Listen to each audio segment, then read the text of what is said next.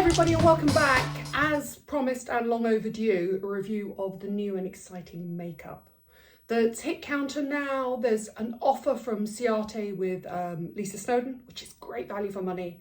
There's the launch of Rare Beauty into Space NK.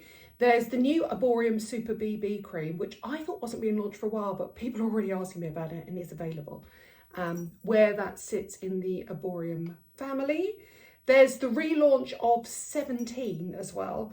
And then I'm also going to finish with reviewing two foundations, the Charlotte Tilbury Beautiful Skin and the new Nude Skin from The Body Shop. So we've got lots to do, so let's just crack on. Let's start with the Ciate kit from Lisa Snowdon. Lisa Snowdon, for those of you outside the UK, is a TV presenter. She's a friend of mine. I really love her. I did a live 10 out of 10 with her. And we're yin and yang in beauty. I'm all science. She's all mysticism and wondrousness. But her Ciate box is beautiful. If you love a gorgeous, glowy, natural look, earthy, neutral tones, and you want great value for money, look at this kit. Included in the kit, and it's £45, and it would retail separately £158, which is really good value for money.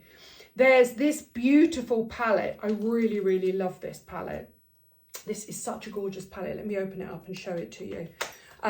These are my kinds of shades, and I think she's been very clever here. She's done an edit that is very, very natural, very pretty, very soft, and she's chosen a warm palette there, which I think is really lovely. It's 18 neutral shades, and it's the Editor palette in Saint-Tropez, and it's lots of really beautiful colours, really lovely. A mix of soft shimmer, high shine, and matte and demi-matte shadows. I really like it. Also included in, I'm going to go through from my favourites to my things I wouldn't necessarily use. Also included in it is a really beautiful blush, which I really like. That's that one. It's fairly shimmery. The thing about Ciate is a lot of it is quite shimmery, so you've got to be careful. How old's Lisa? She's probably late 40s. She looks beautiful on the front package. I'll show you here. You've just got to be careful how much shine you use as you get older. There's the Watermelon Burst setting spray. I never use setting sprays. I just don't see the point. There's a beautiful lip gloss. It's a high shine pigment lip gloss rather than the gloss I had earlier on, which was sort of a balm gloss. And it's lovely. It's not sticky, it's more oily. Plump, plump. And the thing I really do love from the whole kit, there's a dewy skin vitamin C glass glow primer. Again, I don't use primers, I don't use setting sprays. There's a mascara, and I love the mascara. You get a lot for £45. It's a classic fur brush mascara. It's the Triple Shot Mascara XXL. I don't find it particularly bodybuilding, but I do think it's a great everyday mascara. That lip gloss is very slightly minty, so beware if you've got sensitive lips. But the product I do love that Ciate do, which I think is the perfect way for somebody who has less than flawless skin to create some sort of reflection, and I'm testing quite mattifying foundations here, so let me show you how it works. I really do love this product. This is the Dewy Stick, and let me show it to you. So basically, it's a non-sparkle, non-shimmer highlighting dew stick, if that makes sense. So let me show you how it works. So you apply it on your face back and forth, and what you end up with is really the most subtle, beautiful, it's almost like skincare really. You get the most beautiful, subtle, dewy effect on your skin, and it's perfect because it also, because it has that skincare effect, it sort of does soften fine lines and creasy lines. Look at that. It's really, really, really lovely. It's pretty much the only grown-up dew stick that I've used that I really like. If you were to use the whole thing, you'd end up with quite a dewy look, but just that alone is an amazing product. You can put it over lips, you can put it down noses, you can put it under eyes, you can put it anywhere you want that sort of slightly dewy finish. Now, warning, it does not dry matte. It stays slightly sticky and dewy to the touch, but if you're careful where you put it, I'm fine with that. That whole thing is just £45, which is great value for money. It would normally retail at £158, just while stocks last. Let's move on to the fact that Boots have relaunched the number 17, or I call it number 17, it's just 17. I grew up with 17.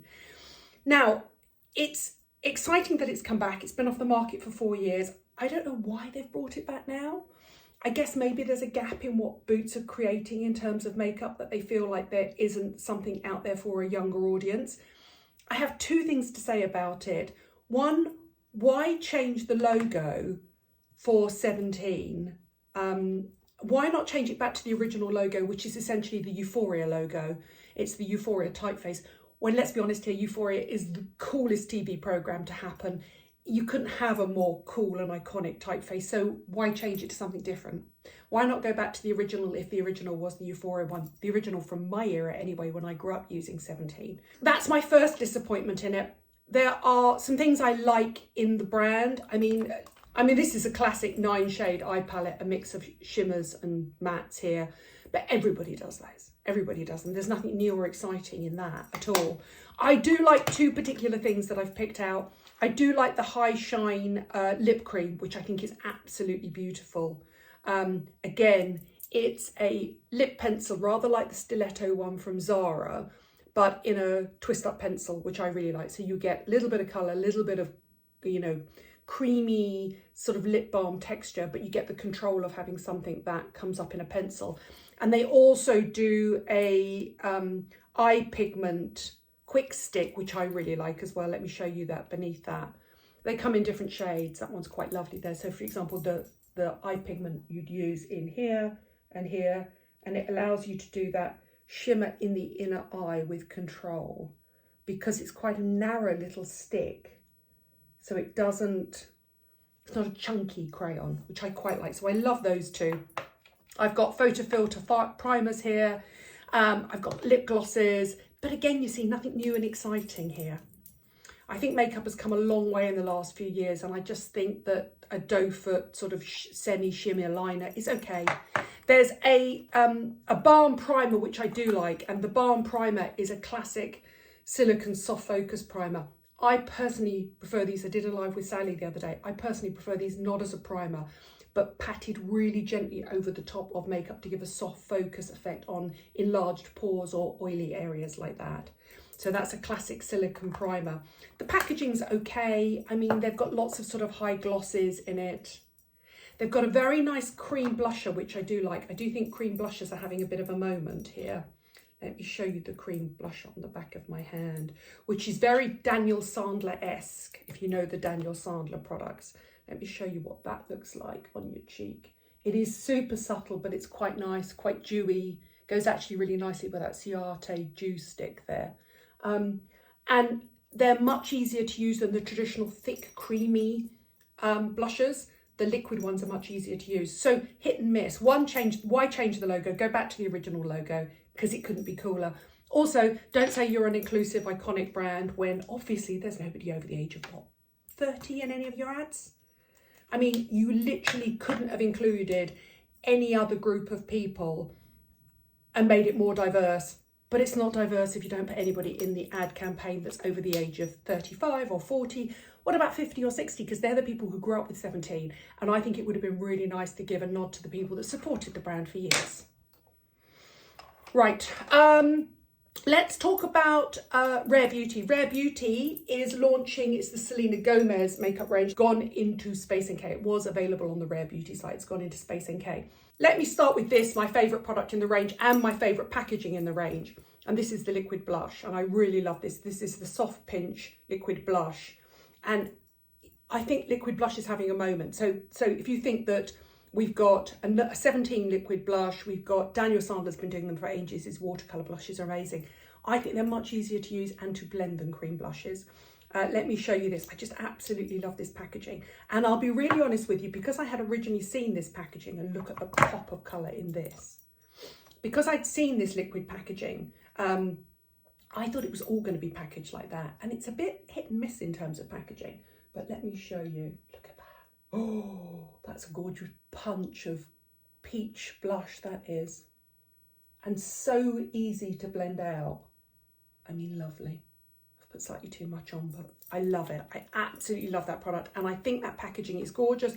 Anyway, that for me is the iconic product within the range. I love it. I love the packaging. I love everything about it. But then I was sent some other products and I just thought they feel a bit disjointed. They don't really feel like a proper collection.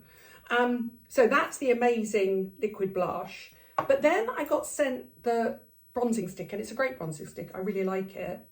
Lovely, easy to use, nice to blend out. Personally, I prefer a bronzing powder or a bronzing cream. I've always been that person, but this is good for contouring.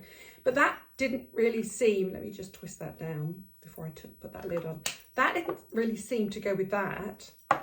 Then I was sent the lip balm, which is this one here, which again, very nice, matte sort of liquid finish.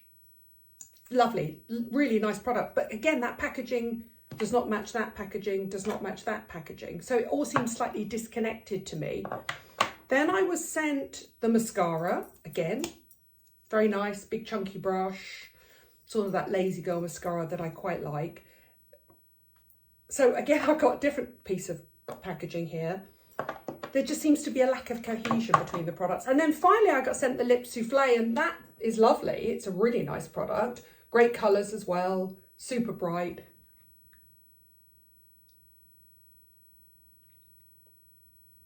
I mean, I'm putting that on top of that Ciate one, so I'm not sure you can see it, but amazing, bright, poppy colours, really lovely, but there seems to be a disconnect from it. When I first saw that, I just thought they were all going to be amazing, unique packaging, and the rest of the packaging is a bit uninteresting.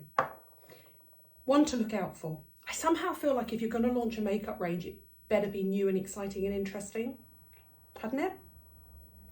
I feel like that's the way it should go. And that's definitely not the way it should go.